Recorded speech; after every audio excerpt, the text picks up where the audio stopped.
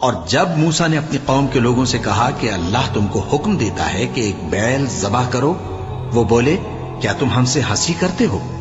موسیٰ نے کہا کہ میں اللہ کی پناہ مانگتا ہوں کہ نادان بنوں۔ انہوں نے کہا کہ اپنے پروردگار سے التجا کیجئے کہ وہ ہمیں یہ بتائے کہ وہ بیل کس طرح کا ہو۔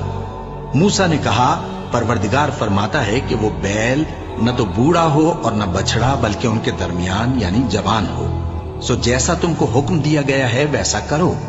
انہوں نے کہا اپنے پروردگار سے درخواست کیجئے کہ ہم کو یہ بھی بتا دے کہ اس کا رنگ کیسا ہو۔ موسیٰ نے کہا پروردگار فرماتا ہے کہ اس کا رنگ گہرا زرد ہو کہ دیکھنے والوں کے دل کو خوش کر دیتا ہو۔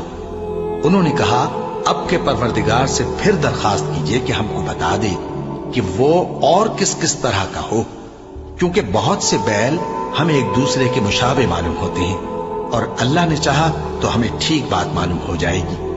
موسیٰ نے کہا کہ اللہ فرماتا ہے کہ وہ بیل کام میں لگا ہوا نہ ہو، نہ تو زمین جوتتا ہو اور نہ کھیتی کو پانی دیتا ہو، بے عیب ہو، اس میں کسی طرح کا داغ نہ ہو۔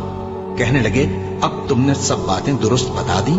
غرض بڑی مشکل سے انہوں نے اس بیل کو ذبح کیا، جبکہ وہ ایسا کرنے والے لگتے نہ تھے۔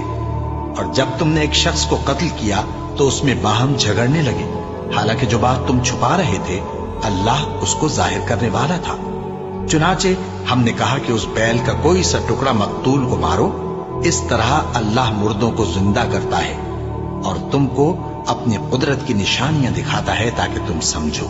پھر اس کے بعد تمہارے دل سخت ہو گئے گویا وہ پتھر ہیں یا ان سے بھی زیادہ سخت، اور پتھر تو بعضے ایسے ہوتے ہیں کہ ان میں سے چشمے پھوٹ نکلتے ہیں، اور بعضے ایسے ہوتے ہیں کہ پھٹ جاتے ہیں اور ان میں سے پانی نکلنے لگتا ہے، اور بعضے ایسے ہوتے ہیں کہ اللہ کے خوف سے گر پڑتے ہیں، اور اللہ تمہارے کرتوتوں سے بے خبر نہیں۔